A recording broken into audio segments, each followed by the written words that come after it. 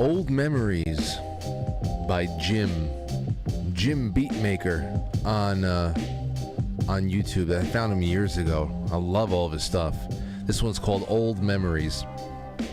By the way, just a every so often reminder that the music that I use on the show, all throughout the years, I usually put aside into the Spotify mixtape that can be found on the on-demand section on quitefrankly.tv. So the music that is used for the show, that is saved on the Spotify mixtape. That is the best place to go and check it out, because all of the mixes that I put together and the playlists I put together on YouTube, they invariably lose a handful of songs every week because they're taken down on one channel or another for copyright issues and stuff. And on Spotify, they live forever because that's where they're supposed to be. So if you ever want to just chill out and put some, quite frankly, inspired music on shuffle and just enjoy your day, clean the kitchen, scrub the toilet, do the yard work, whatever, it's a perfect companion. I'm always listening to it, and I'm always adding new things to it as well. It is Tuesday night. It's August 15th, 2023. I'm so happy to have you here in the studio with me, and we are going to have a good go of it tonight. Now, it's going to be a short show, but not as short as I had previously thought. Because whereas there are some things that I have to take care of in the other room with the drums and this and that, we're not starting at 8 o'clock. So I'm going to have at least a half hour more than I thought. That'll be good. I don't have to rush with Timothy Alberino, but I don't have too much more time with him because I figure I can get a couple of calls in with you guys and gals afterwards, and we can end that way. We got some special announcements and some surprises along the way, but it's really going to be a two-topic evening. I want to talk a little bit about the indictments, the indictments from Georgia, the charade that continues to go on, and then I want to talk about a little bit of the special report that we're going to do with Timothy Alberino, who is keeping tabs on the ongoing series of violent encounters that Peruvian villagers are having with rocket-propelled jungle menaces. I don't know what the hell's going on there, who seem to be impervious to even buckshot. So that'll be interesting for a little bit more of a short Tuesday night, and tomorrow night we'll be right back on top of it with some interesting topics. Tomorrow night with Diana Pasulka, author of American Cosmic, and then a little bit more travel and culture and good stuff, good old Americana stuff on Thursday night with Shane and Melody from Real Appalachia. And then we'll circle back around to tie up this another week on Friday, August 18th, with Matt in here. Next week will be good with Brooks Agnew and a few others, but we'll get to those in a second. You can always keep up with who is on the guest calendar by going to quitefrankly.tv, and it is listed right there underneath the chat and the video embeds, powered by Foxhole. All right. Okay, that's all I really had to say right now. Is that all I had? Yes, that's it. So let's just get into this, ladies and gents. 6:58 on the East Coast. Here's the first thing up. You don't need me to tell you at this point. Georgia, it was around midnight last night, charges Donald Trump with racketeering in election subversion case. That's right, they're using RICO. The thing that we were hoping the most was going to come out of 2017-18, RICO. But, the people with no morals, with no standards, they're the ones that get to it first with very little. And this will be all by imagination and political willpower. This is what is fueling this, as we all know. Donald Trump faces a new raft of felony charges on Tuesday after a Georgia grand jury used a law developed to take down organized crime gangs to charge the former U.S. president with trying to overturn his 2020 election defeat. What are we going to say? I mean, inside of this, there's so many things. People are probably breaking this down line by line. This one in particular pops up a lot along the way. Wendy Mahoney and many others put this out there, just focus in on this one act, or this one article. What is this, Act 22? Does that mean Article 22? I don't know. I don't care. On or about the 3rd day of December 2020, Donald John Trump caused to be tweeted from the Twitter account at @RealDonaldTrump, quote, Georgia hearings now on OANN. Amazing. That tweet, according to this oval-faced retard, DA in Georgia, was, quote, an overt act in furtherance of the conspiracy. This is what we're dealing with here. The tweet, an overt act in furtherance of any conspiracy. So, of course, I know that Donald Trump is the subject matter here, but you're the subject matter. You're the subject matter. This is incredible. Now, here's just a couple of other things we could throw out. Here's Donald Trump's response to this. He said where is it? Here we go. A large, complex, detailed, but irrefutable report on the presidential election fraud which took place in Georgia is almost complete and will be presented by me at a major news conference at 11 a.m. on Monday of next week in Bedminster, New Jersey. I'm sure that MSNBC and CNN and Fox will all be there with bells on to report every word of it. Based on the results of this conclusive report, all charges should be dropped against me and others. There will be a complete exoneration. They never went after those that rigged the election. They only went after those that fought to find the riggers. That's one way of putting it. But of course, the puppet masters, the shadow puppet masters, don't give a damn. You want to listen to this? Rachel Maddow brought on Hillary Clinton last night. And they call out election deniers with Hillary Clinton, who still denies the election results of 2016. But that's okay because everybody helps her out. Just like Stacey Abrams from the very state that all this stuff is going on last night that was announced, that's been brewing in the background, where we had that hawk-nosed weirdo who was the forewoman for the grand jury coming out months and months ago, making this pretty much a personal thing. We put too much time into this for us not to charge him with something. Gave everybody that you'll just have to wait and see look. Witches. Well, here's another one for you. Hoax funding election denier Hillary Clinton, this is from Zero Hedge, sat down with MSNBC's Rachel Maddow this week to cackle over the prosecution of Donald Trump, and cackle she did. Well, what else? I mean, this is just her species. It's what her species does. Former Secretary of State Hillary Rodham Clinton, I really appreciate you being here tonight. I apologize that it had to happen in the middle of this news wreck. Yeah, I never would have guessed it, but here we are. More often than not, there's going to be an indictment if you drop out. Yeah, I was going to say, just tell me when I should show up the next time. We'll see what he's charged with then. Thank you, Madam Secretary. The new essay, as I mentioned, it's right. Twisted bitch, ain't she? What a twisted bitch. They're all just twisted, lost. We're all lost, twisted. Yeah, and so I mean, it's the irony is not lost on most people. Some people say, isn't it ironic? Donald Trump continues to get charged with things. Meanwhile, the people he said should be locked up are once again not being charged with anything, and they get to sit back and laugh at him.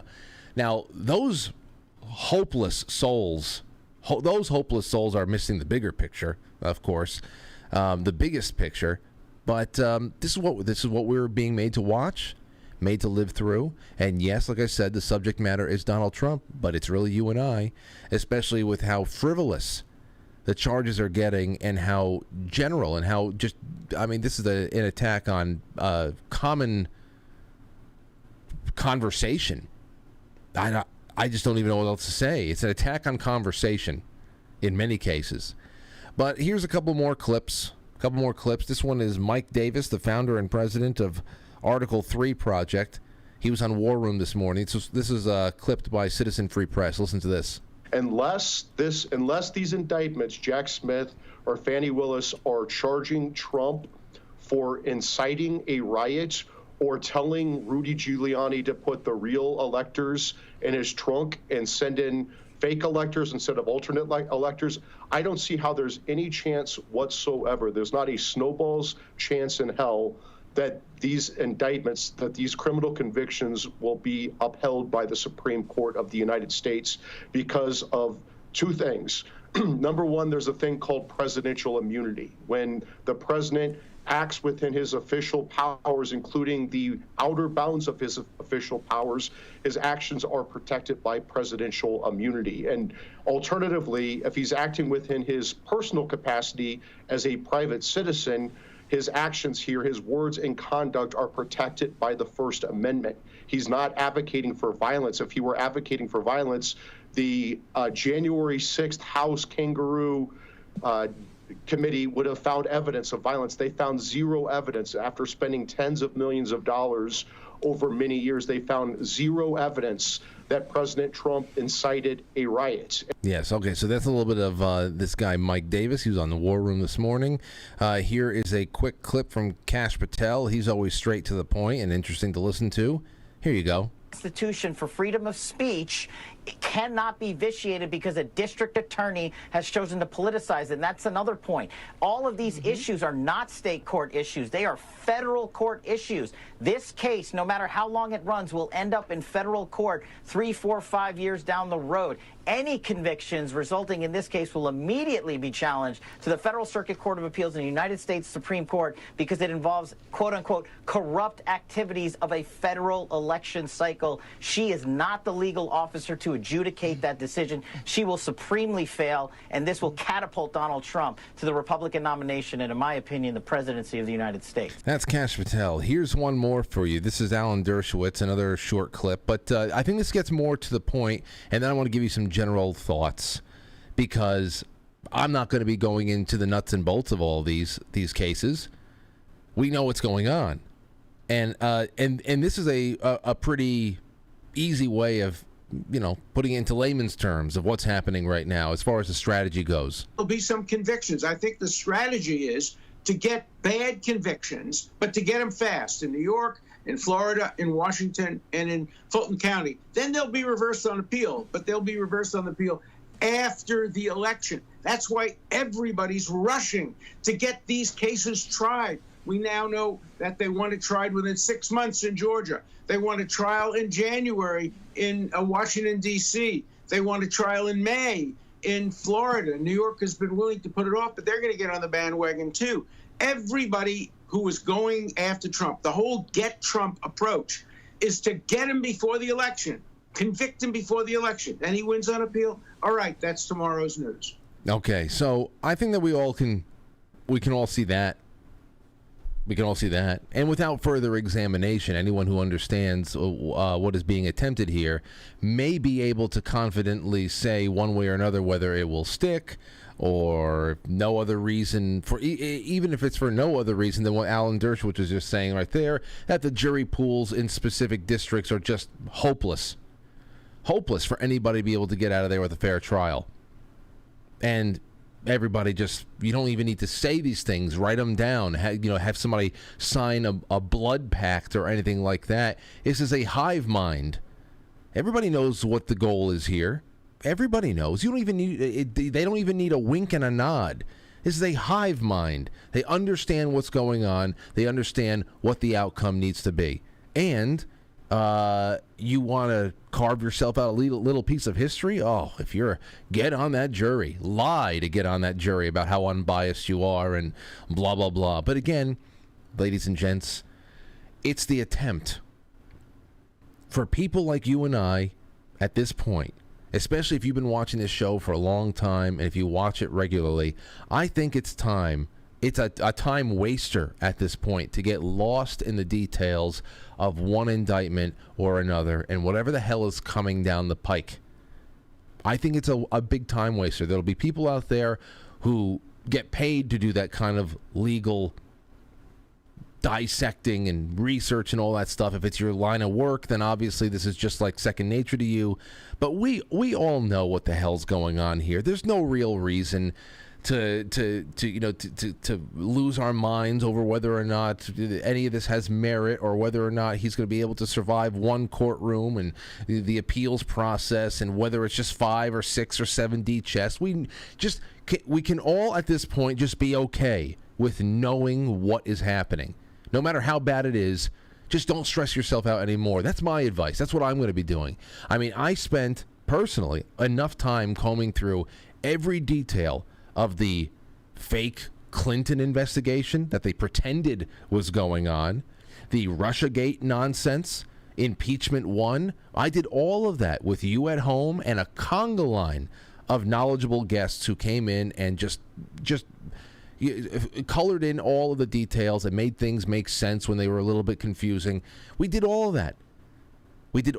And what did we find? We discovered meticulous layers of coordination between the company men and women inside of the bureaus and the agencies, the media, the judges, the prosecutors. We have drowned ourselves in special counsels. We've drowned ourselves in television appearances by Adam Schiff and talking about his skiff and all that other, and the secret whistleblowers that never came out, and the intelligence community administrators who were willing to change what a whistleblower even was, so that fourth-hand hearsay can take a target down. I mean, we went through it all. All right, we've suffocated under the weight of these off-Broadway productions that some people call congressional hearings. It's off-Broadway. That's what it is. It's community dinner theater. It's not even dinner theater. It's community theater. It's bad acting. It's terrible.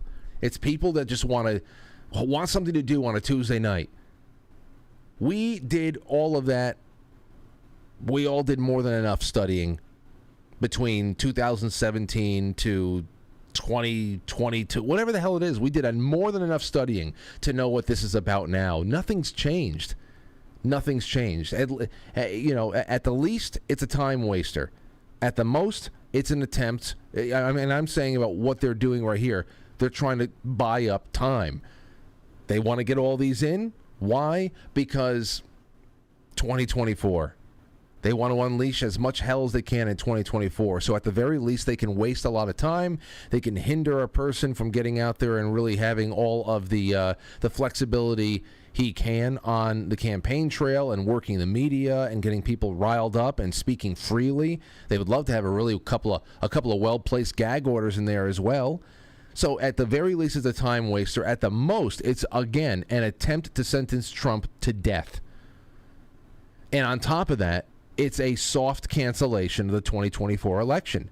Because whether you were intending to vote for Trump or not, if this is the way that they were going to remove him from the playing board, from the game board, they're canceling the election. It's a soft cancellation of the election. What will come next is an act of Congress to push this back 6 months to see what we have to do to get over the latest crisis or whatever the hell it is. I don't know, ladies and gentlemen. I don't know. And all of which, by the way, is yet another attempt to seize power through theft.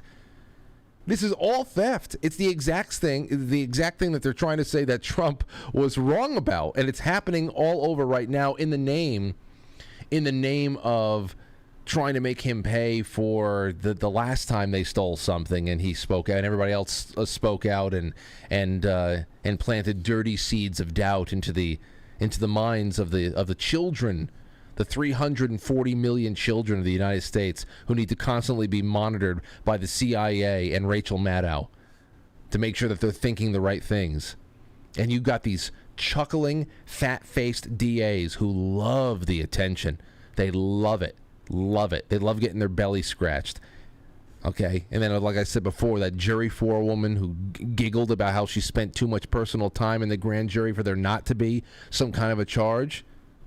I don't know. Again, take Trump in the election out for a second, and I hope you understand what the mush brain nonsense like this about the tweets that furthered the conspiracy along, what that means to you and I. Oh my gosh. I mean, I should be able to come out and express my darkest thoughts that I have about the real state of our union and what I think needs to be done with this gang, because defeating them in court is far too dignified. I need to watch what I say, because I could be furthering a conspiracy, whatever the hell that conspiracy is in the future. All this stuff goes on a file somewhere. They pull up your name, and then, there's a supercomputer in Salt Lake City somewhere that has everything that you've said and typed but never sent for the last 20 years there, getting ready to turn you into a domestic terrorist. I don't know. Oh, and I also see the buzz about Michelle Obama again. I saw Dan Bongino doing a little stuff on that. I see the headlines myself. The buzz about Michelle Obama as the potential candidate to replace Joe Biden. Now, obviously, time will tell if that actually happens. But I do see the clustering of the headlines. And I mean, Biden has been a limb of the Obama operation tree for a while, though it's a dead limb. And he physically can't go on much longer. So, but it makes all the other media revelations about Obama's thirsting for men even more interesting if this continues on, because then to see him forced into the first man role. I remember what they talked about, fundamental transformation. That's everything. That wasn't just about instituting changes that Obama's communist pornographer mentor Frank Marshall Davis would have been proud about. It's about more stuff than that. Fundamental means even biology, even sex, the world of man and woman, everything. That's a big transformation there. Tribulation indeed, my friends. All right, well, don't forget, ladies and gentlemen, I would love to have your help, to enroll your help to make the show grow. Help us go viral by making your own highlights of the next hour and a half or so of talk, your favorite moments, your funny moments, favorite rants, whatever it is. Send it over, tweet it over to us, drop it, links into the Gilded. Love to have you aboard. All right, let's get this one kicked off. We'll set the table for Timothy Alberino, and then hopefully at the end we can take one or two calls and definitely your super chat. So don't go anywhere.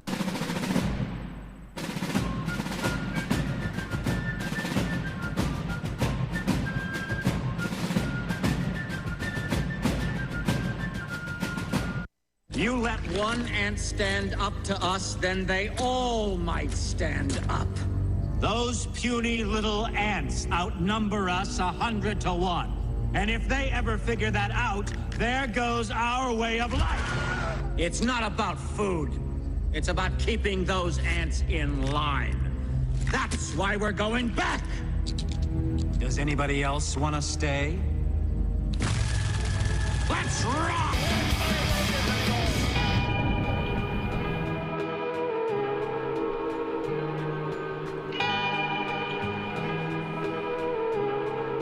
All right.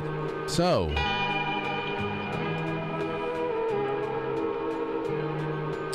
gotcha. Okay, ladies and gentlemen, welcome to the show. Tuesday, 7:18 p.m. Okay, so one thing I got to say before we go anywhere. I saw a super chat that already came in. I'm just going to read it up because I guess it'll lead us into where we're eventually going. The super chat that I'm seeing comes from, where is it? Degenerate Dan. It says, hey, Frank, it's great to see John Ward active on his channel again. Can you give us an update on him? Would love to see him in the studio again. So, yes. John Ward, he has resurfaced and he released a teaser for a new project on his channel, a feature. And, we'll watch that in the second half after the interview. But I told him I better get the first interview since I have become the de facto John Ward crisis hotline. I said, I am the John Ward crisis hotline over here. I get people get in touch with me all the time. Is he all right? Is everything okay? I said, yes, he's fine. And I got to give him a lot of credit because that's a lot of self-control to be able to stay away for the last, it feels like 2 years. And to just work on things and do whatever, and then put all of your time into something as intriguing as this. And what is it? Well, like I said, I'll play the trailer when we get back from the interview and the intermission. But he sent me this plot summary of what's coming out of this latest movie, and he has other things in the works too. He said an unruly group of German-American tradesmen become unlikely allies with the dysfunctional female staff of a Japanese-American therapy practice when their rural college town is invaded by space aliens. That is the plot summary of his upcoming release, or at least one of the things that he's working on. And I said, well, color me intrigued there, John. And he also, but to answer your question, Degenerate Dan, John said absolutely. I will have the first interview that he'll be coming up here in the studio. I don't know when, but hopefully sometime in the fall again. That was the last time he was on in the studio was on Halloween. I think it was Halloween night, 2020. So that would be great if he came by again in October or November, something like that. But we'll see. Yes, John Ward is back. In what form? I don't know. In what form? I don't know. He is emerging from his cocoon, and this may be a completely refocused John Ward, and I don't care. As long as he's around, that's a good thing. So, as far as a rural town invaded by space aliens, now that's something that leads us to our main topic tonight with our guest Timothy Alberino, who's coming on in just a second, because the topics are not totally unrelated. Now, we are going to be getting updates on the alleged non-human encounters in Peru over the last couple of weeks. If you didn't already know about what's going on, Timothy will get us all of the whatchamacallits, the updates from the get-go, from start to finish, where we are right now and where it's all heading. And what was the other thing I had over here? Here's a little bit on it. Ready? I got this from sci-fi.com. Locals report 8-foot alien predators in Peruvian jungle. Now, this is part of the descriptions that we've been getting. We've been talking, getting 8-foot somethings that are in the jungle over there, somewhere north of Lima. And as far as what they look like, I mean, obviously there's some people who caught something on tape, and wouldn't you know it, that just the tape is all fuzzy and doesn't look very good, and it could just be that they have old, first generation cell phones or something. I don't know how in the Stone Age they really are, but if they got phones, whatever. 8 foot tall, they're levitating, they're on levitating discs. People don't know if they're drones with some kind of sheets on top of them, if they are holograms, if it is military technology that is being tested in some way, shape, or form. But that's besides the point. That some people have gotten physically assaulted by this, whatever the hell is going on out there. Now, the locals in Peru who have been making this known and trying to get everybody's attention, they have been talking about aliens. They're talking about the predator-like aliens in the jungles of Peru. Recently, the indigenous Iquitu people, well, I'm probably saying that wrong, of Alto Naya, northeast of Lima, have been visited by their own mysterious, possibly alien interlopers, and things haven't gone quite as peacefully. Police in Peru have responded to reports of 8-foot armored creatures attacking locals in the Peruvian Amazon jungle. Now, the guy we're bringing on tonight, not only is this Timothy's forte, but this is also a part of the world that he knows a lot about, spent a lot of time there. He's familiar with the locals. And just so you don't, for those of you out there who are watching for the first time, I've got Timothy Alberino in the description, TimothyAlberino.com in the description of this episode, an explorer whose research has led him all over the world in search of lost cities, civilizations, hidden treasure, and legendary creatures. We might be talking about a new crop of legendary creatures with this latest story, but his latest book, Birthright, it is a prophetic transhumanist bestseller, and I think you should go out and check it out. He's joining us right now. What is going on, Tim? It's great to have you back. Hey, Frank, what's up? Oh, nothing much. Well, I guess I should be asking you that because there is a lot happening in your, well, I would say is your neck of the woods, Peru. It was my neck of the woods at one time. Yeah. So, okay. So let's just put it this way. There's a lot of people who may not have heard this. So give us a brief timeline of events for those who know nothing, and then we'll get right into the latest developments. Okay. So we're talking about an incident that happened in the village of San Antonio, which is located in Alto Nanay, the district of Alto Nanay, which is northwest of Iquitos. It's inhabited by the Iquitu tribe. This is very intense Amazon jungle, Peruvian Amazon jungle. The incident began to occur sometime mid-July and continued through at least the first week of August. It began when a 15-year-old girl was nearly abducted by strange beings from her village. She was able to scream before passing out. In other words, one of these entities apparently grabbed her. She tussled with it for a few seconds, and then she passed out. And her scream alerted the villagers who came to see what was going on. They found her unconscious, and she sustained lacerations to her neck during the altercation with the entities. And when she came to, she was in a state of shock, abject shock for I believe, a few hours. So the villagers began to run around the jungle and try and find the perpetrators, presumably human perpetrators, that attempted to abduct this girl from their village. And what they found instead, in their words, were 7-foot-tall extraterrestrials arrayed in silver armored bodysuits. They likened them to the Green Goblin from Spider-Man in that they were wearing armored bodysuits. And they also make references to masks.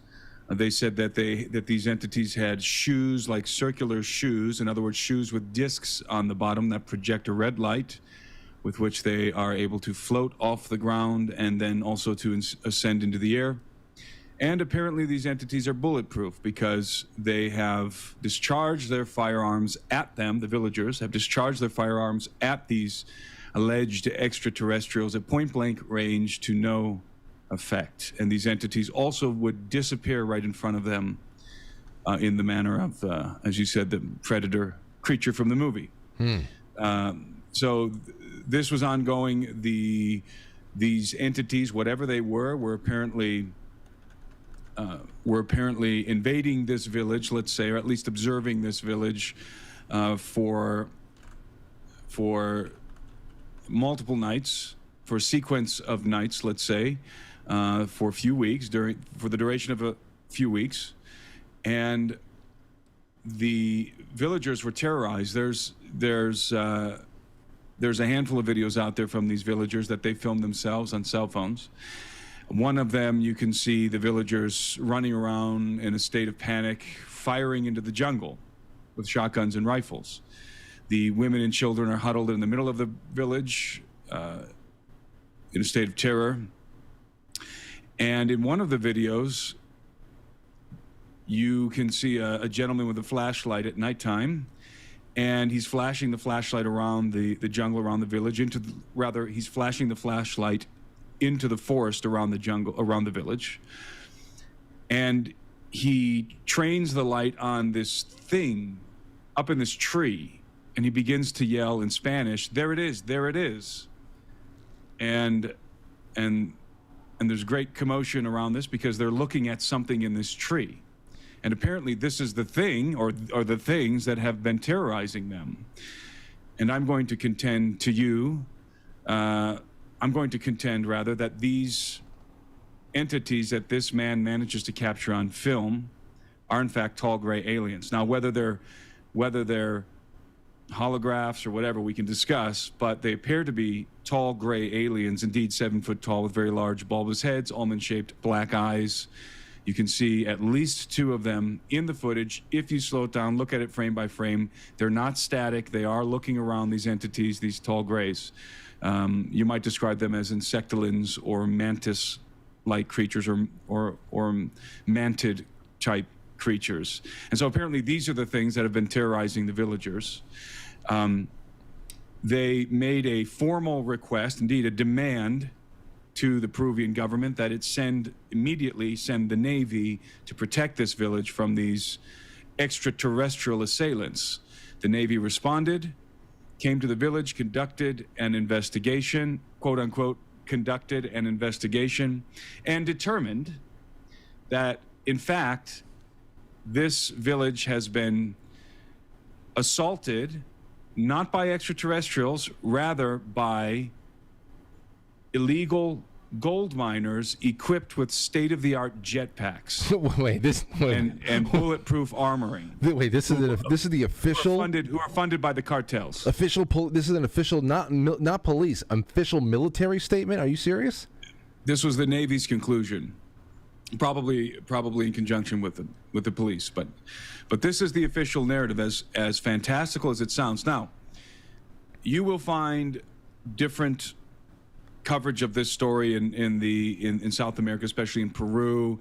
Sometimes they're excluding the jetpack part, and they're just going to say it was illegal miners. But the story, whatever story was going to be concocted, whatever prosaic explanation was going to be concocted, had to account for the apparent ability of these entities, of these beings, to fly or to levitate through the jungle, because this was a clear detail. I mean, this is not up for debate as far as the villagers are concerned. These entities float off the ground and can ascend into the air, and they do so at night in the thick canopy of the jungle, mind you. And so whatever story was going to be concocted, let's say, to cover this up, if indeed that's what happened, it would have to account for that detail. And so this jetpack detail, this jetpack element was thrown into the story to try and maybe to try and calm down the Peruvian populace. I don't know. I think what we're looking at is one of the most ridiculous cover-ups in real time that we've ever seen as it relates to the topic of UFOs. I mean, this is way beyond swamp gas and weather balloons and flocks of birds or whatever. This is circus ridiculous. Yes. Now, I was keeping up with that. I did see the video, the flashlight being trained on the interior of this forest around the village. It was very grainy. I can see how some people would. I don't know. Maybe I got to look at whatever you were able to put aside and really, I don't know, train in on. It was hard for me to really make it out. But have you seen the video on the video that I published? I saw this one on TikTok. I know the one you're talking. So I published a video on this. It almost got 1 million views in 3 days, and it's still up on my website, although YouTube has age restricted it at this point. I'll go check it out. Maybe I can go grab it right now. Yeah, we slow the video down. We pull out some frames, and again, I'm going to contend that what we're looking at is the typical gray alien, albeit a 7-foot-tall gray alien being. Normally, these entities are quite small, 3 to 4 feet tall, and these are obviously very large. See, when you talk about entities, the hologram situation, when you talk about the way that they're moving around, that they're there, then they're not there, and whether somebody said, is it a drone? Is it hanging a sheet? Is it a prank? I mean, drones and all that stuff. You fire a shotgun at that, and it's gone. The fact that they are taking on, buckshot at point blank range. I mean, that's something really serious. I see you're wondering, is it hologram? Is it something that's been projected, or the translucency of this whole thing? That's something that reminds me of the stories that are collected at Skinwalker Ranch as well. Yes, it is reminiscent of the Skinwalker Ranch affair. Although keep in mind that it began with the attempted abduction of this 15-year-old girl. Mm-hmm.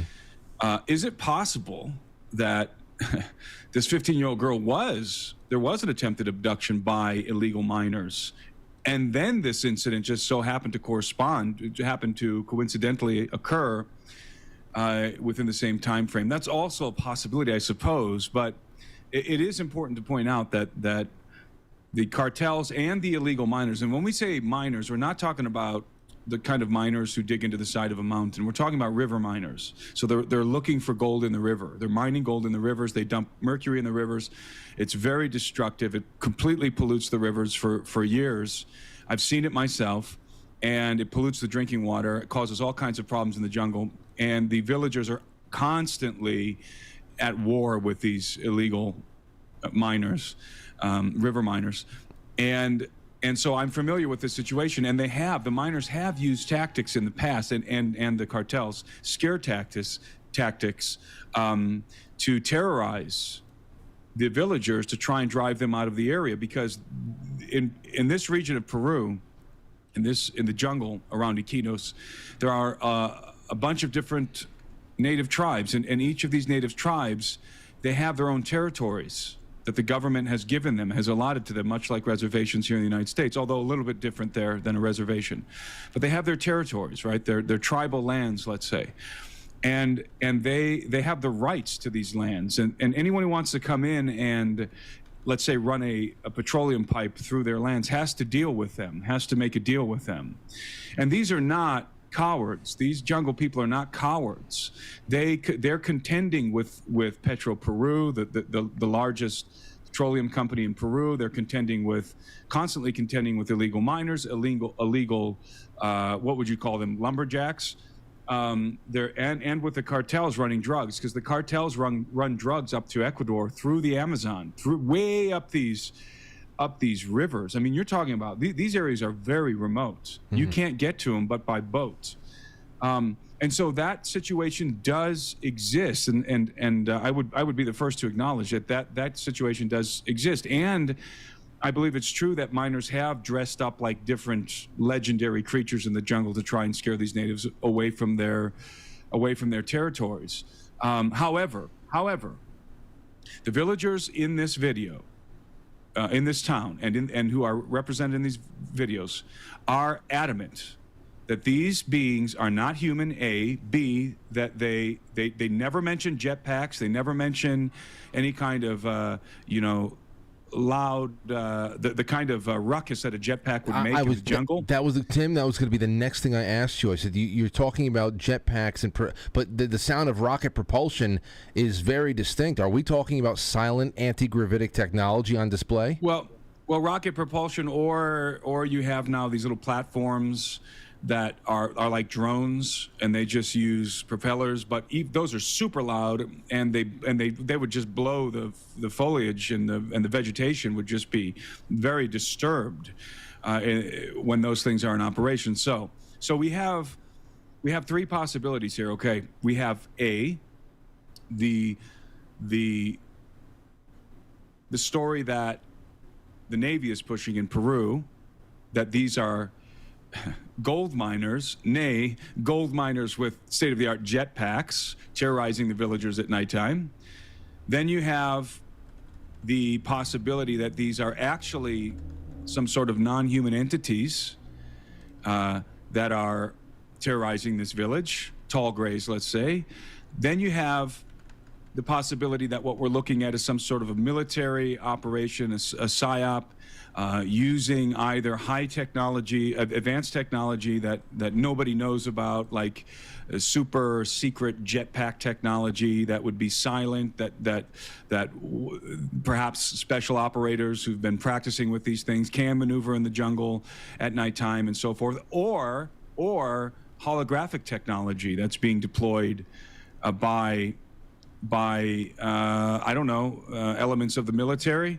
And if it's holographic technology, then it's at least guys also dressed up in suits, because remember, there was a 15-year-old girl that was nearly abducted, and that's how this thing began. And she sustained lacerations to the neck. Yeah, there's physical contact there. If it's holographic, it's holographic and some sort of special ops, top secret jet propulsion technology that you can wear, either in the shoes or backpacks or whatever. So out of those three options, I think most of us can agree that the jetpack miners is probably the least probable of those three. That would be the one that I think would be the most fantastical, far-fetched. No, for all the reasons like what you already said, especially the sound, and then even when it comes to holographic images, projected images, I think about that too. But then there has to be a time where it materializes and you're actually able to make physical contact with a girl or anybody. But then again, you need to be able to dematerialize and allow a shotgun blast to pass right through you. So the first thing I started thinking about, again, is the kind of similarities to these types of encounters and creatures that were witnessed not only on Skinwalker Ranch, but in other instances when people like David Paulides would have hunters, talk about what they survived during encounters in the woods and things like that during his Missing 411 series. So that's where my mind went to. I was just... Let's be even more specific. Let's reference the most recent incident, which was the Vegas incident. I was going to bring that up too. Good. The Vegas incident that happened on the last night of May. And we're all familiar with that incident. I think I even talked about it on your program. But the Vegas incident, there's some footage from that incident that I believe is authentic. Now, and I have my reasons for believing it's authentic. And this footage depicts what I would describe as a tall, gray alien or insectoid creature, a mantoid, a mantis-like creature, with a very large head, bulbous head, almond-shaped black eyes, exactly the same creature we see in the jungle, precisely the same. And everybody's, I read in the comments, everybody's looking for this video. It's hard to find because there's a couple other videos that are out there that muddy the waters, and at least one of those other videos is completely fake. It's a total CGI hack job. The other one has to do with a fence. It's focused on the fence, but there's a third video that blows up the frames before they cut the cameras, the news crew, as they're going into the backyard in Vegas. They cut the camera. Before they cut the camera, they were able to inadvertently capture something. When you blow up those frames, you can see behind that forklift, or whatever that thing is, somebody told me it's not forklift, whatever it is, behind that machinery, you see a very tall, insectoid, mantis-like being, like a large gray alien, the exact same thing you see in the trees. And look, you're not going to get like a 4K picture of this thing, so everybody needs to stop complaining about the pixelation. It is what it is. Number one, the villagers are using crappy smartphones to get this footage at nighttime in low light. Okay, that's the first thing. And the second thing with the Vegas is that they weren't trying to film anything in the backyard. They were cutting the cameras. The camera lens was focused on the guys walking into the backyard, not on the backyard. That's why it's low res and grainy, because we're blowing something up in the background. And when you do that, I'm absolutely convinced that we see this insectoid creature. Now, is it CGI? Did somebody tamper with the footage? I don't know. I don't know. But I'm just saying that this creature is apparent in both the Vegas incident footage and the Peru village incident footage. It's there. I was going to ask if there was that link between the two, and because I didn't know what the description was in the Vegas thing, and that was really just a 2-week run in the media, and then we stopped hearing about it. And of course, like you said before, you either get something grainy and we're like, wow, why are these things never clear? If we got something in 4K, we would say this is obviously CGI, it's too clear. So I think we need something exactly right. Yeah. interesting. It's something that is I don't know. Well, let me tie these two incidents together by referencing the late Phil Schneider. And I'm sure you're I think we've talked about Phil Schneider before on your show. People can have whatever opinion they want of Phil Schneider. I happen to believe that he was telling the truth as he understood it. And I have, again, reasons to believe that we can spend another hour some other time just talking about Phil Schneider and deep underground military bases. But Phil Schneider gives, in one of his, and I put this in my video, by the way, on YouTube, in one of his presentations, Phil Schneider discusses the Dulce Wars. And the Dulce Wars were allegedly this conflict that happened under the ground between elements of the United States military and private contractors who were combating these alien entities under the ground. And what were the alien entities that they were combating, according to Phil Schneider? They were literally, he says this, 7-foot-tall grays. 7-foot-tall gray aliens. And then he tells a story in which he's employed in the construction of a deep underground military base at Dulce, and as they're blowing out these chambers, they run into some problems. I won't go through all the details. So they pull up the drill, and they need to send somebody down to see what's going on. So they lowered Phil Schneider, who's a geologist, down in a basket with a Green Beret, and they lowered them down in the basket. And Phil Schneider says when he got down there at the bottom, he encountered like a nest. I think he even says that. Of 7-foot-tall gray aliens. He describes them as being very grotesque. He describes the foul odor that they were emitting, and then he talks about how he was able to pull out his pistol and shoot one of them, and the entity, one of these entities, he killed one, and then another one waved its hand in front of its chest, and some sort of a laser hit Phil, yeah, and he says it crispy crittered him. It toasted it burned off a couple of his fingers and his toes. It gave him cancer, and these entities killed the Green Beret who was with him, who hit the button to raise the basket, and he died. These entities killed him, probably with the same kind of technology that they hit Phil with. So that's the story.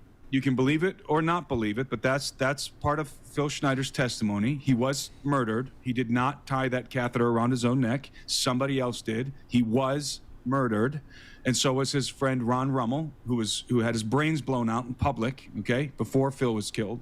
Phil Schneider's wife, I don't know if she's still living, but confirmed his story time and time again after Phil's death. And so that's very interesting correlation, because Phil Schneider was the first that I know of to talk about 7-foot-tall gray aliens. And what are we encountering in Vegas? And what are we encountering in the Amazon? Apparently, 7-foot-tall gray aliens. Again, holograms, or some other kind of technology. Maybe it's people dressed up in whatever. I don't know. I'm just saying that's what I see in the footage. Well, here's a question based on that then. Phil Schneider, and I've watched all of the public presentations he's done in the 90s, and we put it on the network at night as well. So I've listened to these very same testimonials from him. How obviously he encountered this nest. He and the Green Beret, one guy didn't make it out. He was pretty badly injured. But there was this exchange, and they had a technology that was a little bit more advanced than a 9mm pistol. How do you think that these shotgun-toting Peruvian villagers survive this kind of encounter if they really are they are built like the Predator? You know, they have this shiny armor. And Well, Phil Schneider said one of the things that he would stress is they are mortal and they do die. That's something he wanted to stress. Now, he encountered these entities in a different situation. They were not being assaulted by these entities. Rather, they drilled right on top of them. So they lowered this basket into, let's say, a more casual environment.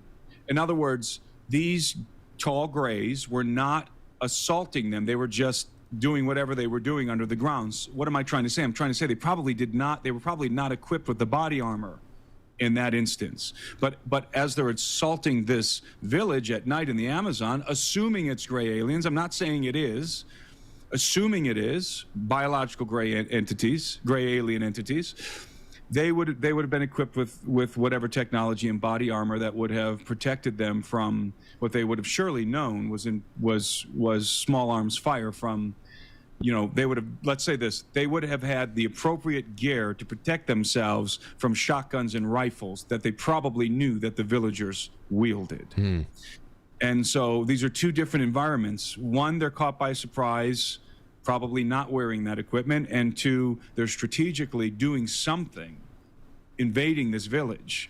But they're not really invading, are they? Because if they wanted to, I'm sure they could probably just kill everybody. So they're doing something else there. Then that's really let's assume for a moment that these are indeed biological entities, that these are indeed gray aliens, tall grays. What in the world were they doing? Because an attempted abduction of a 15-year-old girl, and then what? They're just sort of hanging out in the trees?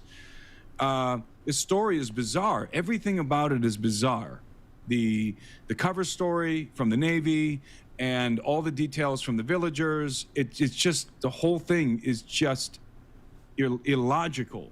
And it doesn't make a whole lot of sense, at least to me as a casual observer. Yeah. The Navy did not go and make this any easier to understand with that nonsense. But I would like to shift gears just a little bit, though it is related.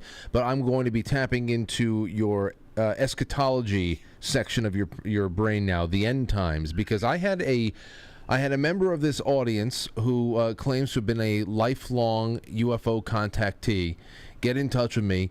I hadn't heard from her in a couple of years, and she got in touch with me, and she said, first she gave me a rapture date, which I understand is always up for debate, and some people just reject it out of hand, and then it's just something to look forward to have a little fun with, whatever. She gave me a judgment day, said it was going to be September 25th of next year. But then attached to that was this, Tim. She said that this is why they are talking about UFOs right now. I wanted to explain everything about my experience, but I can't. Now, that made me think about a thread that this guy I follow on Twitter, his name is Donnie Darkened. Now, he comes from a standpoint, he comes from a, almost like a severe red pill standpoint where Donald Trump is the beast. Donald Trump is the Antichrist and all that stuff. He's not a liberal per se, but I follow him because I think it's very. I think the end of the world threads are pretty interesting. Anyway, he said this, and this had to do with Space Force. He said 1 year ago I said that we would see the UFO narrative unfold very soon. But the theory wasn't that it was a government deception of secret technology or Bloom Beam or anything like that, Timothy. The theory was that the wicked witches in power at the moment are preparing the world for the invasion of Jesus Christ and his armies at the second coming, they will likely say it's an alien threat, and hopefully by deceiving people into rejecting it all can ruin their chances of salvation. So what do you think about that idea that there is an oncoming reconquering of the world by Jesus Christ and his armies, but there is a lot of people at home that are going to try to pin this as a fake alien invasion? Could it be a double swap like that? Okay, well, I postulate something like that in my book Birthright. I believe that what we are facing is a legitimate alien threat, whether or not this thing in the jungle is credible. We are facing a legitimate alien threat. There is a legitimate alien threat. And this is the problem I have with the PSYOP narrative. Everybody says Project Blue Beam, but the problem is there are real non-human entities with whom we are interfacing, especially abductees. Okay? So there is an alien threat. It exists. It's not human beings. The Greys do exist. I'll just say it definitively. Gray aliens do exist. Full stop. So we have a problem already because there's a hybridization program. They're using the wombs of our females to incubate their hybrid fetuses. And these hybrid beings, who David Jacobs describes or dubs advanced human alien hybrids or hybrids, are integrating into human society on some level. That's a threat. Okay, that's a real problem, because this is a covert conquest. It's a conflict that's already underway. It's at least a Cold War. And remind me to, and I don't know how much time we have left, but remind me to mention the interesting training activities happening in Peru with various nations, but. So at the very least, there's a Cold War going on between the Greys and human beings, in the sense that the Greys are abducting people against their will, using the wombs of our females to incubate their hybrid offspring, and then integrating these human alien hybrids into society without our knowledge. That's hostile activity, no matter how you cut it. That's hostile activity, okay? So we have a problem. There is an alien threat. And I believe that at some point in time, I don't know when, I don't know in what context, and I don't know who's going to break the news, but at some point in time, as this slow roll of disclosure continues to happen, to gradually drip, we will be told about the gray alien threat, I believe. Because, as I always say, the government can't control the phenomenon. They can only control the narrative. They can't control what the entities are doing. The entities are going to do whatever they want. Whatever factions are out there, whatever non-human factions are out there, they're going to do whatever they're going to do, whether or not we approve of it. Are we in collaboration with them to some extent? Maybe. I tend to think that elements of the human species, a breakaway civilization, as my colleague Richard Dolan would call them, maybe MJ-12, maybe Majestic 12 is still in the game and is orchestrating something behind the scenes in regard to cooperation with these beings. But no matter what the scenarios that one could concoct, we have a problem. I believe that that threat is going to be made known, and I believe it's going to require a global response to have any chance at all to combat it. Now, I'm not in any way endorsing this scenario. In other words, I'm not saying let's all get together and fight gray aliens, because I believe that the elites are going to use this threat to consolidate power in a new world order. And this is, so it's a real threat that they're going to use to consolidate power. We are going to be faced with this enemy who far outpaces us technologically, and we are going to need to be delivered from this threat. And so I believe that the scenario that you laid out, that person in your audience described, I think is close to the mark. But what I would say is those who come to save us and deliver us from this gray alien threat are the ones that we ought to be the most suspicious of. Because I believe that we are going to, at some point in time, and I think the Vatican, as I always say, is already all over this, we are going to be receiving alien saviors, extraterrestrial saviors. We are going to be saved from this threat. And that is going to usher in, I believe, much of what we read about in the book of Revelation. Then this is, of course, all laid out in my book. So anyone who's wants to dig deeper into this into this hypothesis can find it can find it exhaustively discussed in my book. So Timothy, so I believe that those, just to finish my thought, I believe that those who are coming first to save us, that is going to be indeed this person that we describe as the Antichrist, the man of sin, who will come in the place of Christ as a savior and will be received as Christ returning to deliver us from this great evil. And that's when the real deception gets kicked into gear.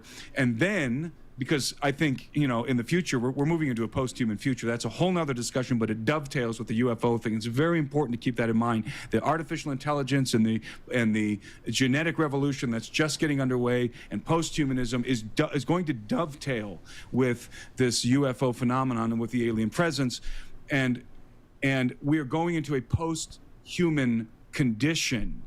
And so we're heading towards an event called Armageddon. And Armageddon is not just a conflict with Israel. Rather, it is, as that person described, a kinetic war with Christ returning to the earth to vanquish the beast.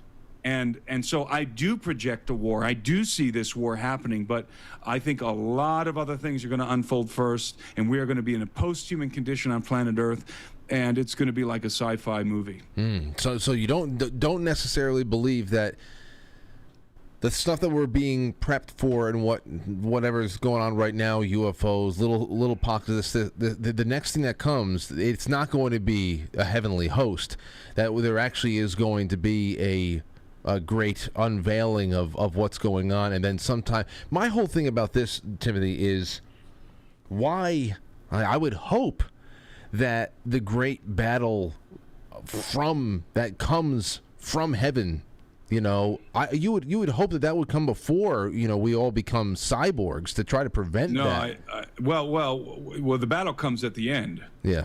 Armageddon is the end game. Okay, those who are coming to deliver us from this alien threat, and again, that's the scenario that I see unfolding. Now, whether it will or not, I don't know, but that's my hypothesis. Those who come to deliver us from the alien threat will be received as the return of Christ. That this is the Maitreya.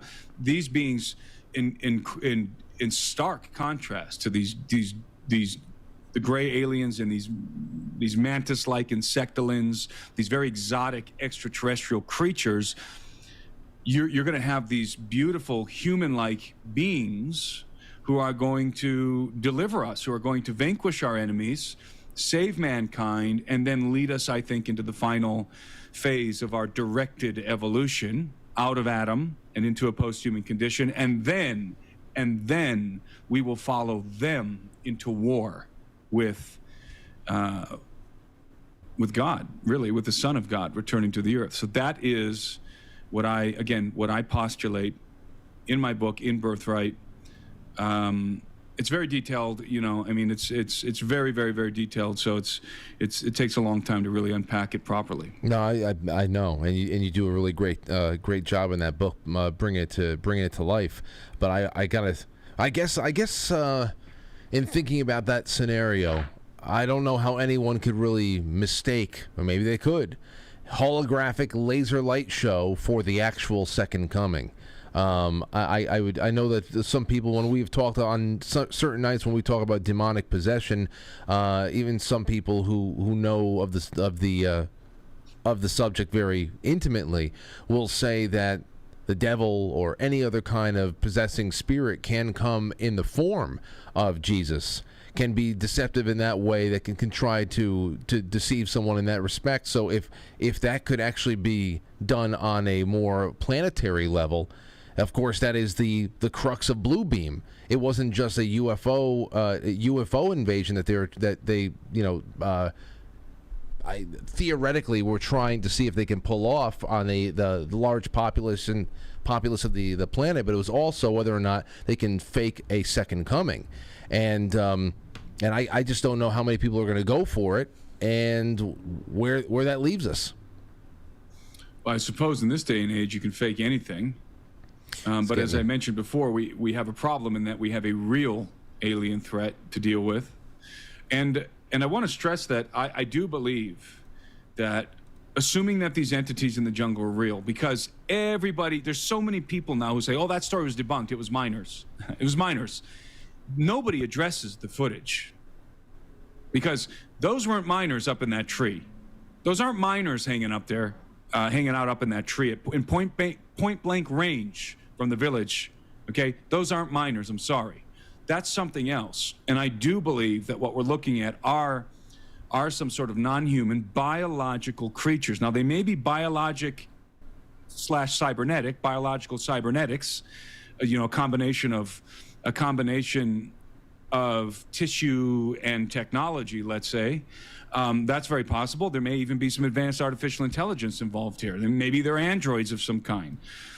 But these are not, and setting aside the possibility that we're looking at holographic projections, these are not ethereal creatures. These are physical creatures. You know, again, according to Phil Schneider, they are immortal and they do die. And I would affirm that. And that's why we have, in the words of David Grush, we've recovered biologics from the crash retrievals, because these beings are mortal and they do die.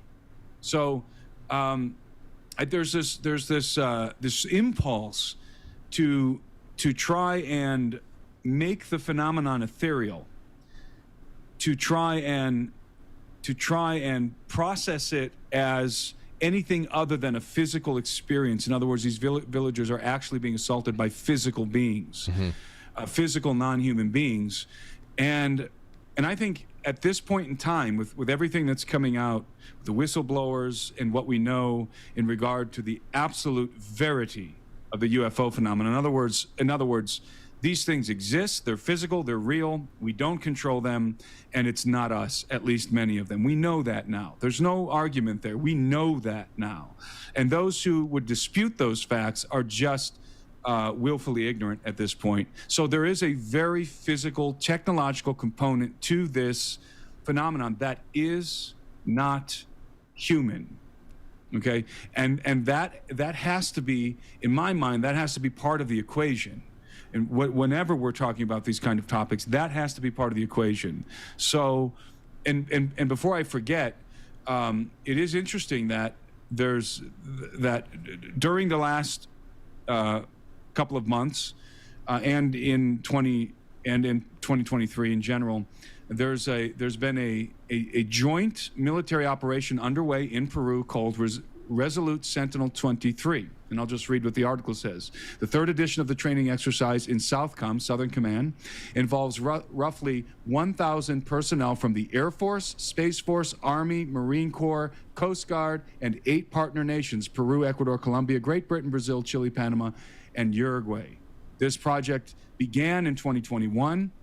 It has been ongoing. This year, they were doing missions in July. Some of the missions were in the region where this happened. And this has been ongoing, as I said, for the last few months. So we have military in the area. We have this, and we need to keep in mind that if the government, let's concoct the most fantastical movie script scenario that we can think of regarding this event. Okay, let's say that you do have an extraterrestrial, or at least a non-human, hostile presence in the Amazon. And it's burgeoning. It's becoming problematic, and it has to be dealt with. What do? You can't just go in there, blow in there with jet fighters and battleships. You have to have a cover. You have to have a cover, and you have to work with the nations that have the kind of technology that you're going to need, i.e. the United States and the UK, and then you have to work with the nations whose borders are intersecting with this situation, and that would be Peru, Ecuador, Colombia, Brazil, and then Chile and Panama and Uruguay are 3 other countries that aren't touching this particular area, but they might be bringing something to the table. For example, jungle fighters, special ops jungle guys. So this is the most fantastical scenario. I'm not saying this is happening, but it could be. So this whole operation could be a cover for an actual hot war with non-human entities in the Amazon jungle. Well, let me ask you a real quick question, because we are running out of time. But you said the technology you would need to be able to face off with these things in the jungle, you would need battleships and all that. But if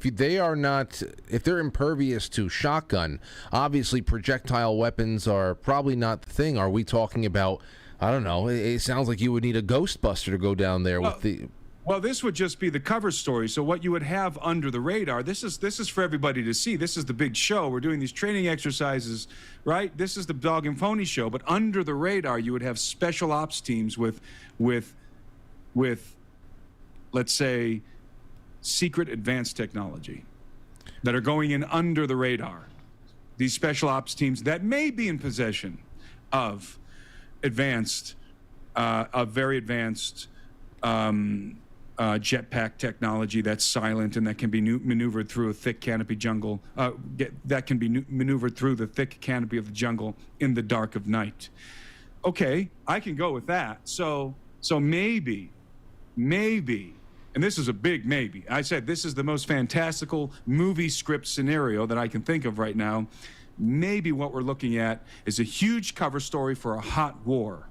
Maybe we're looking at another Dulce-based type war unfolding in the Amazon right now, and they're throwing all these distractions at us to try and, take everybody's, and I wouldn't even say take everybody's attention off, because everybody's attention is squarely on this region of the Amazon right now with this incident. But who knows how that would factor in? Mm-hmm. That could be a PSYOP situation, that these advanced commandos have perpetrated themselves for some reason, or it could be a legitimate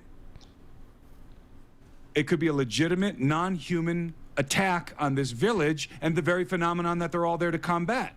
right? So there's all we can do is sit here and speculate thousands of miles away with what little information we have. But that is the most fantastical movie script scenario that could be true, and it's probably unlikely, but it could be true. Yeah, it could be. The PSYOP scenario, that's the first thing I thought. I said, what are they testing on these poor villagers there? They want to see whether or not they'll respond, how it responds to actually getting some kind of an attack, a return fire, things like that.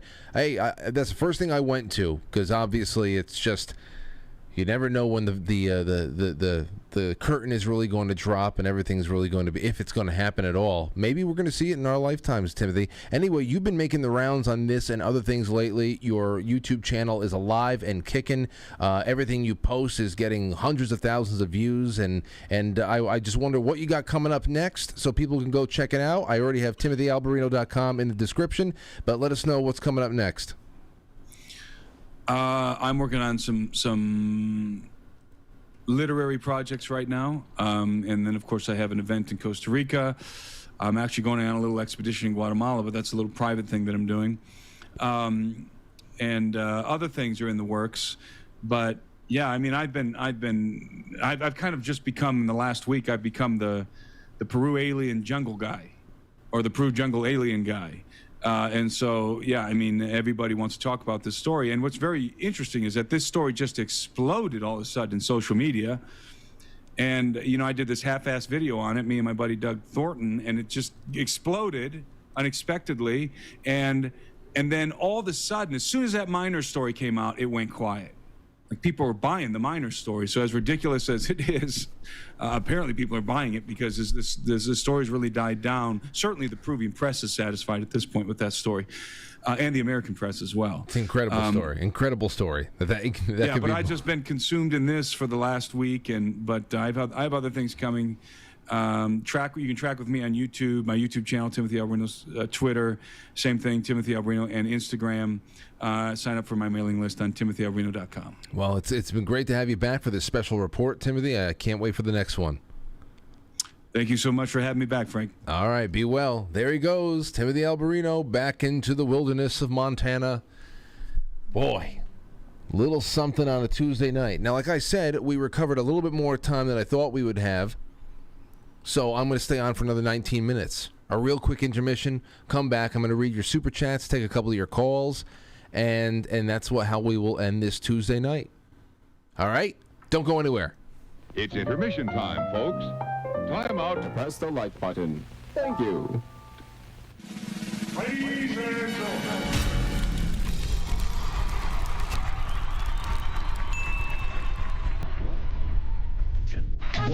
We'll be right back.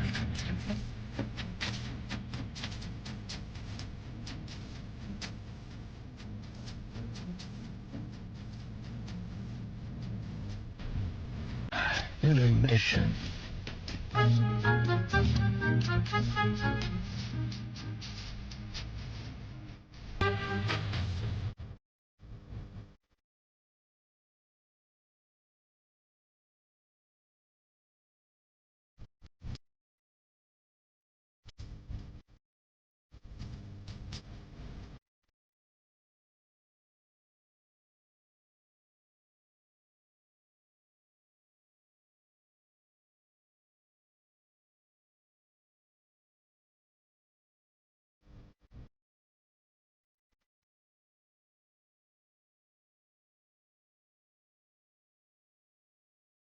We're now entering, quite frankly. Quite frankly. Quite frankly. Quite frankly. Quite frankly.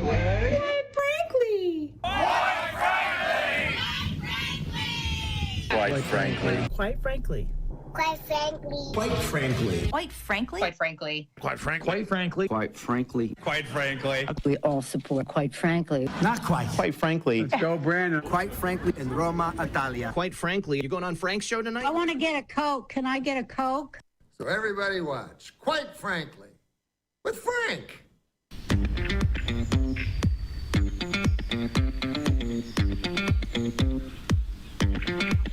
Quite frankly.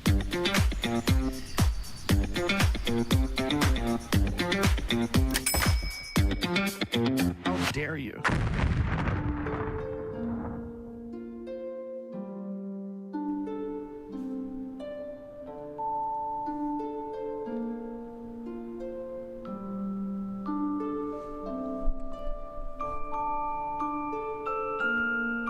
All right. I got this for, I forgot what else was on this album. Twinkle, Twinkle, Little Rock Star. It's the lullaby version of Tool, Right Into. There's a few others there too that I played for Aurora when she was an infant. Get all these really nice melodies that she'll, like Fade to Black from Metallica. Mix that in with the Beethoven and the Mozart. She liked it. She's liking it all. All right.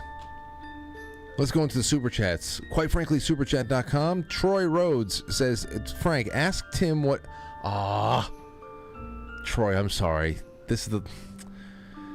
Listen, you do me a favor, Troy. Next time that Timothy is on the calendar, send me the email the day of. Because I would have had this in the notes. You've been asking this of me the last however many times he's been on, but it's always after the fact. Frank asked him what Elijah caught a ride on. I don't know what he would say. Stickman says, Frank, thank you for saying what we the people are thinking. May God continue to bless and keep you safe. All the best. Well, same to you. Keep us all safe. Same to you. And I mean that in the opening with the Georgia stuff. I really do. Members of this audience, all of our friends and guests, and whether they be returning or special guests, whatever it was, we did so much work.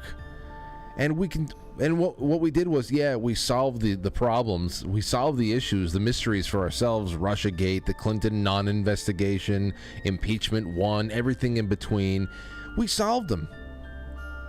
We got to them. We saw all the people. We saw all the players involved. We saw their text messages. We know the text messages that they destroyed. You never do that because you're, in an official capacity, because you're trying to hide something good. We got it. We got it all. Got all of that, put it together. How many times do you need to dedicate your life to digging up every detail of every plot that is being thrust in our direction? We know what they're doing, and we know that under the surface of what is being put on every headline, every newspaper, what your blue-pilled family members are going to be talking about and asking you about at Thanksgiving. Trump's having a rough year, huh? Trying to see what you're going to say. It's like they're pathetic. And you know what's underneath all of that stuff? That just meticulously laced layer upon layer of people and bureaucrats and media men and bagmen and women and just hatred, boiling hatred of the country and ideology. It is just you don't have to do that to yourself. You know what's going on, and let's just I guess you can vote accordingly if you want to do that, act accordingly, but definitely I would advise against killing yourself trying to put together where you think this is all going in the courts, because we know what's waiting there as well. This is about time wasting in the vital months leading up to a major election year, and then God knows what we're going to get clobbered with next year. But you know what? I feel great. From day to day, you know what life does to you personally. You have some things you're facing, your schedule goes one way or another, challenges at home, things you want to do, they get muddied because, life pulls you in one direction or another. That's just life. But as far as the prospects of 2024, I'm ready to jump into that pool, man. I'm good to go. As long as we have an internet connection, I know you and I will be getting together, God willing, and I'm ready for it. To hell with it. To hell with it. It's better to know than to not know. Napkin says, shout out to the remaining Discord crew. Today I went to a special needs children's Zen park, drove a mini excavator, and demolished it. Well, I don't know what to say to that. But the remaining Discord crew should be on Gilded, where everybody else is having a good time. And I draw a lot from the Gilded. And it's a far less commie hellhole. So I don't know why there's any aside from the fact that a lot of people are there, I mean, if I were not kicked off personally and business-wise kicked off a Discord, I'd still be there. But I'm not going to go make a new name to go back to a place I've been, So, anyway, see, Dan Schumann, because Wayne said that you are still in the middle of remodeling. Hope this helps. I hope it helps, brother. Oh, and if Tim's still with you, tell him he rocks almost as much as you do. Unless he plays the drums too. Haha. Thank you, Dan. Yeah, remodeling is almost done. We've got another, another month. A lot of moving is going to be done. This weekend is going to be a lot of assembling furniture. And some of it is from IKEA. So that means that 10 boxes showed up today. It probably goes to the same piece of furniture. Whatever, the end result will be all right. But I'm getting off in a couple minutes, and I actually have to go work on that drum set in there. I have skins I got to put on, tuning that has to be done, and some polishing, other things. Maybe I'll do a live stream. Just talk to people in a live stream or something like that. Let's see here. Degenerate Dan. Oh, I got that before. That's the John Ward comment. You want to see this? Hold on. We'll do the John Ward thing in just a second. Let me go and make sure I got everything on Rumble, though. D. Riordan says, sorry about the bad info about the UFO that turned out to be Starlink. I don't know what you're talking about, but don't worry about it. There's a lot of Starlink satellites up there. You think, oh, I just saw something move. Yeah, we'll just watch it. Watch it for a little while longer. You'll notice just how many things are floating in a fixed track above our heads. If you see something take a right turn, I would say a right angle right turn, suddenly, then we got something. Then we're cooking with gas here. Let's see here. 8-foot tall aliens. That's from Dee as well. Here is another one from Dee. Says, the creature in my bedroom was a hologram. Oh. I think I have that email somewhere. Let me get that up here. Let me see. Give me a moment, ladies and gents. Show threads, letters from the audience. Here we go. This is from D. I think it might be. It might be. Creature in my bedroom. Dear Frank, in 2017, I had the most unusual experience with a creature inside of my bedroom. I wasn't drinking and I don't do drugs. I'm just a boring Midwestern mom. This particular night in February, a glow appeared in my bedroom and it became brighter and more defined. It was a creature about 7 to 8 feet tall and was whiter than milk. Although not ripped with muscles except at the neck, had a muscular neck, it cut a quite menacing figure. His head was elongated, he had a square jaw, and a brow ridge that hung low over the eyes. The only way I can describe him is based on a famous ancient statue, Urfaman. I haven't seen that. Urfaman? Urfaman. Urfaman? Welcome to Earth. But he was wearing an ancient Egyptian kilt. Kilt is in quotations there. I asked the creature what he wanted, and at that moment it began to fade away. I decided it must have been the spicy food I ate before I went to sleep. 6 months later, I was listening to Coast AM, and a man called in to the weekend show with a similar story. He was going to sleep and saw a glow that formed a 7 to 8 foot tall reptilian. The man was so panicked that he picked up something heavy from his nightstand and threw it at the creature. The object passed through it and struck the wall. He didn't realize it was a hologram. Then it faded away. I assumed these were some kind of government DARPA holograms and wondered if other people had experienced them too. What do you think? Have you ever heard of this before? Regards. D. Maybe that's the same D. I have not experienced that before. Thank God, because I'd have a really hard time ever going back to sleep. But maybe from hearing this, other people will write in, and hey, I guess it's in theme with what's going on tonight. Definitely in theme. Let's see. I had a couple other things over here. 914-200-0269. Hell, I'm just going to throw the phone open just for a couple of minutes and see what comes through. In the meantime, I'm going to play you a 2-minute video. That'll leave us about 5 to 7 minutes left. Here is the latest from John Ward. It's called The Mezzanine.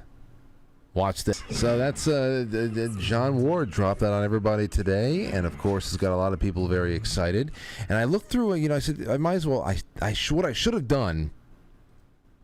I should have downloaded his entire archive. I'm sure he has it somewhere. But aside from some of his songs, so he's got Bat Suit up there, Feels Good Man, that whole album, Totar Win. Oh man, some of those songs. These songs.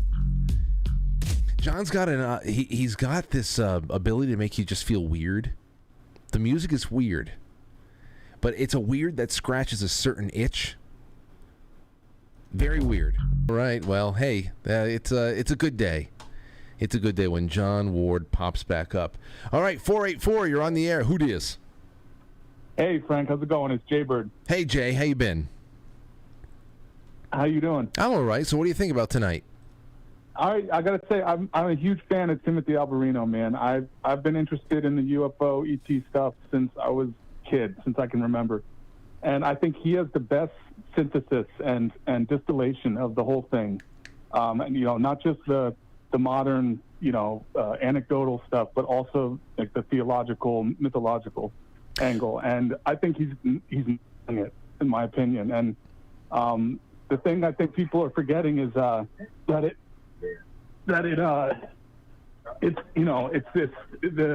the whole thing is that you're gonna deceive more people with honey than vinegar, right? Yeah. So that in and of itself should tell us that this whole thing is going to be, it's not like that. What's happening today is the bait and switch, and the bait is all this great reset, WEF, all the child sex trafficking stuff, and the switch is going to be the Great Awakening, where they go and they reveal all that stuff and show the horror of it, and come in as the heroes, in my opinion.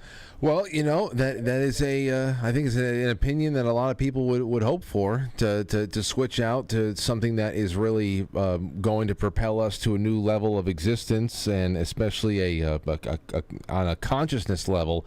That would be great. It would, and I'm with you on that too. Thank you, Jay, for the call. I'm with you on the assessment of Timothy Alberino. I like talking to him about this stuff because I think that he synthesizes a lot in a way that satisfies a lot of my curiosities. I'm not with the rigid way of thinking about anything that is not human and presents itself to be anything humanoid is strictly demon, especially since it seems that people have very broad descriptions of what something that is demonic is, and Timothy has actually we've done that a couple of times to try to just redefine and redraw the lines of what an actual demon is, and why, just from a definition standpoint, it doesn't make sense. I know a lot of people out there, well, at least a small portion of the audience out there, rejects any kind of idea that there is an organic, non-human, humanoid-like presence in the galaxy because they don't believe in a galaxy. They believe in a closed system over here, flat Earth, and that there's nothing that's coming in, there's nothing going out.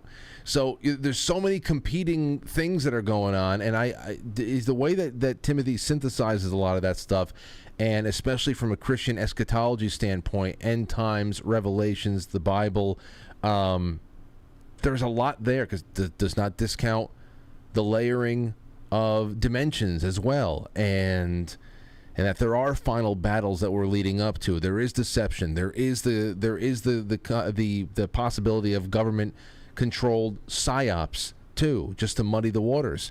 So I like that there is not too much discounted, and all is considered. So that's why those conversations really they keep me focused in and wondering about what may be going on there. All right, so let me see here. Robert Sarnes, thank you so much. Thank you, Sean Joe. These are just some Foxhole shout-outs. Hello, Jesse. Hello, Sean Joe again. Q shook me all night long. Said, love this show. God bless everyone. Thank you, shook me. Boys Blanc, Porpoiseful, and Boys Blanc again. I'm releasing the scratching. You guys get ready to get your ass scratched. There you go. Over on the Rumble again, I want to make sure I didn't miss anybody, and no, I did not. And on quite frankly, superchat.com, there is Toastube saying, great guest tonight, Frank. Thank you so much. I'll take one more call. Hello, caller. Who's this? Hey, this is Todd. Todd, welcome to the show, friend. How you doing? Oh, hey, I just hooked up with you guys like a couple nights ago. I'm like, wow, this is the best thing I've ever seen. Oh, this is the first time. So you only been watching the show for a couple of days now? Yeah, I was always watching, like everyone else. I was like just bouncing around everywhere, and then I caught on to this, and I'm going, whoa, dude, this guy's a musician? Hey, well, I'm glad. I'm an ex-musician. I'm just crippled and can't do it anymore. I'm an old man now, but I really have some interesting stuff to tell him that should blow your mind. Well, go right ahead. Go ahead. You're talking to me. All right, man. You're talking to Frank. What? I'm talking to you? Yeah, you're talking to Frank. It's too late in the evening. I have to get off in a couple minutes, so I would mess with you. Right, I would usually mess with you for a little bit, but I just don't have time.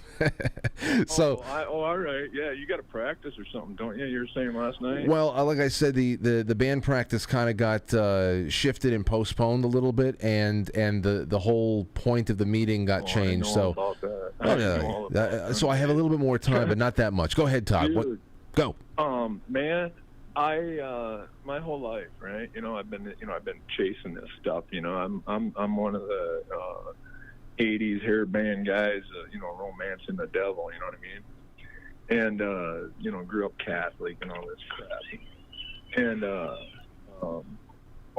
it seems like I don't know. Over the last Todd, what's going on? Todd. Now I just gotta say again, I can give you maybe 2 more minutes. So you gotta speak a little quicker, but you also gotta speak a little bit louder. And if I'm on speakerphone, then take me off. Go ahead. All right. Yeah, I found this thing about hexadecimal code, right? In the computer language, because I was always a Ouija board fan, Mm-hmm. And when I was doing this, I was using AI, and I was changing words to hexadecimal, and then I had it draw me pictures. They had the AI create an image of, the hexadecimal word, not the actual word like from the alphabet, Right. The images that came up, I'm going, there it is. So holy crap! What do they look like? Oh my God, man! They had 666 written all over them, and 667, and the 7, like the 6s are changing to 7. So it went from it went from alphabets to numerical. Yeah, because both of them are, in the hexadecimal language, it's like an 8-bit or a 16-bit. I used to do it years ago when MIDI first came out. When MIDI first came out, we had to type in hexadecimal stuff to convert it. And so I was like, wow. So then this Wikipedia article comes up, and I didn't even know this. And I was like, holy shit. In the middle of the Wikipedia article for hexadecimal, look at the first 3 letters, is what's on the Ouija board. They call it magic code. And I was going, that fucking Billy Gates, man. Well, Todd, it sounds like you're on to something, and if you have any more to report, you should write into the show. I know there's a lot of people doing some interesting things with AI out there, and they're always trying to convert it into something else and see if there is an unlocked reality behind either one layer or another. I really appreciate your call. I'm glad that you found us a couple of days ago, and I hope that you don't stop watching. But I am out of time now, and I'm interested in everybody's pursuits out there, especially when you start combining your philosophies and theories with burgeoning new technologies. You never know what you're going to find and what gateway you're going to kick open. But thank you guys and gals for everything tonight.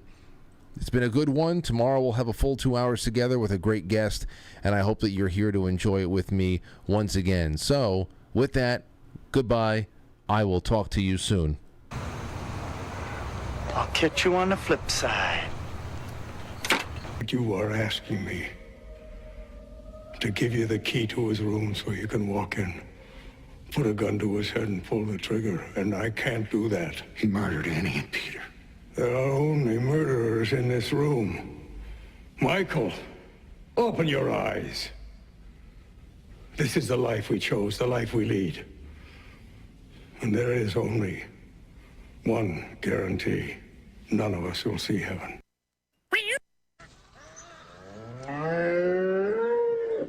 Will you shut up?